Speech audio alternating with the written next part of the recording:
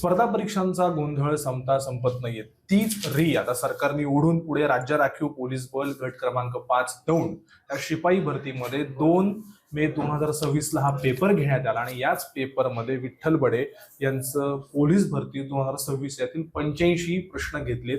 एकाच पुस्तकातले ह्या प्रश्नपत्रिकेमध्ये 85 प्रश्न आल्यामुळे एक नवा वाद निर्माण झालाय. या खरं तर या क्लासेसचं आणि सरकारचं काही करप्शनचं नातं आहे का, काही यांचं सूत जुळलंय का? कारण एकाच पुस्तकातले 85 प्रश्न कसे काय येऊ शकतात असा विद्यार्थ्यांमध्ये प्रश्न आता उपस्थित झालेला आहे. कारण प्रश्न घेण्याबद्दल दुमत नाहीये, पण 100 पैकी 85 प्रश्न एकाच पुस्तकात आल्यामुळे हा वाद निर्माण झालाय. संपादक बांगर आहेत ज्यांनी हे पुस्तक सगळं संपादित केलं. नक्की तुमच्यावर आता आरोप केले जात आहेत की तुमचं आणि सरकारचं काही सेटलमेंट झालं काय सगळ्या ह्याच्यावर? सर, हे पुस्तक आपलं साधारणतः 1.5 महिन्यापूर्वी प्रकाशित झालेलं आहे आणि हा पेपर झाला शनिवारी 2 तारखेला. हा पेपर झाल्यानंतर 4-5 तासानंतर आपले जे विद्यार्थी आहेत त्या विद्यार्थ्यांनी सोशल मीडियाच्या माध्यमातून आमच्याशी संपर्क केला की तुमची जी 10 नंबरची प्रश्नपत्रिका आहे सराव प्रश्न संचमधली, त्यातले सलग 85 प्रश्न जे आहेत ते आहे असे दौंड या ठिकाणी परीक्षेला विचारले गेलेले आहेत. याच्या अगोदरही अशा पद्धतीने प्रश्न रिपीट होतात किंवा आम्ही सुद्धा प्रश्नपत्रिका जो बनवत असतो त्या अगोदर झालेल्या ज्या प्रश्नपत्रिका आहेत त्याचा पॅटर्न कसा आहे त्या पॅटर्नच्या आधारावरच तयार करत असतो जेणेकरून विद्यार्थ्यांना फायदा व्हावा याच्यासाठी. आणि 4-5 तासानंतर आम्हाला ज्यावेळेस ही बातमी कळाली तेव्हा आमच्या श्रीराम महापरी सरांनी ज्यावेळेस हे क्रॉस व्हेरीफाय केलं त्यावेळेस असं लक्षात आलं की खरंच याच्यामध्ये 85 प्रश्न अशा पद्धतीने कॉपी पेस्ट झालेले आहेत.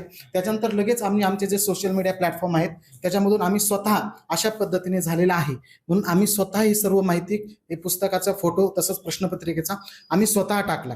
याच्यामध्ये जर आमच्याकडे काहीतरी दोष असेल तर आम्ही स्वतः ही माहिती जाहीर केली नसती आणि ही माहिती आम्ही स्वतः जाहीर केली नसती तर प्रसार माध्यमापर्यंत सुद्धा ही बातमी कदाचित गेली नसती. म्हणजे याचा अर्थ असा की आम्हाला सुद्धा ही आमची भूमिका सुद्धा हीच आहे की एकाच 100 प्रश्नांच्या प्रश्नपत्रिकेमधून जर 85 प्रश्न जर येत असतील तर कदाचित आता 90-95% पोरं अभ्यासात परीक्षा रद्द होईल की नाही होणार. हा, जर येत असतील आणि याच्यात जर विद्यार्थ्यांचं नुकसान जर होत असेल तर नक्कीच सरकारने ही गोष्ट गांभीर्याने घेणं गरजेचं आहे किंवा पोलीस प्रशासन ज्यांनी प्रश्नपत्रिका तयार करतात यंत्रणा यांनी ही गोष्ट गांभीर्याने घेणं गरजेचं आहे. आणि विद्यार्थ्यांवर अशा पद्धतीने गांभीर्याने जर पोलीसच कॉपी पेस्ट करून सगळ्या प्रश्नपत्रिका काढत असतील ते काय तपास करणार आहे? नाही, याचा तपास म्हणजे जर विद्यार्थ्यांचं नुकसान होते तर कदाचित प्रश्नपत्रिका सुद्धा पुन्हा नव्याने तयार करून पेपर घेतला पाहिजे जर विद्यार्थ्यांचा अन्याय होत असेल तर. आमच्या पुस्तकातून प्रश्न आले याचा अर्थ कुठंतरी आम्ही याचं समर्थन करतो असं बिलकुल नाहीये. आमचे वेगवेगळे पुस्तक आहेत, पांढरा घोडा असेल, काळा घोडा, वर्दीचा राजमार्ग, बऱ्याच वेळा त्याच्यातून प्रश्न कॉपी पेस्ट झालेले आहेत. पण एखादा प्रश्न येणं नॉर्मल आहे कारण की दुसरे कुठेतरी त्याचा संदर्भ असतो. पण ज्यावेळेस असे 85, 80, 85, 90 जर प्रश्न कॉपी होत असतील तर कुठेतरी हे नक्कीच चुकीचं आहे. ते आमचं प्रकाशन असो किंवा कोणतंही पुस्तक असो त्याच्यातून असे सलग जर प्रश्न येत असतील तर ते चुकीचंच आहे आणि त्याचं आम्ही कधीही समर्थन करत नाही. तुमच्या तर सगळ्यांच्या खरं तर क्लासची प्रसिद्धी झालेलीच आहे. काळा घोडा, पांढरा घोडा आणि वर्दीचा राजमार्ग यांची तिन्ही पुस्तकं जी आहेत विठ्ठल बडे यांची ही प्रसिद्ध झालेली आहेत. ही स्पर्धा परीक्षा विद्यार्थ्यांमध्ये देखील सगळी प्रसिद्ध आहेत आणि त्यातले संपादक बांगर यांनी सांगितलं की जर विद्यार्थ्यांचं कुठं नुकसान होत असेल तर सरकारने याच्यावरती विचार करून पुन्हा एकदा पेपर घ्यावा.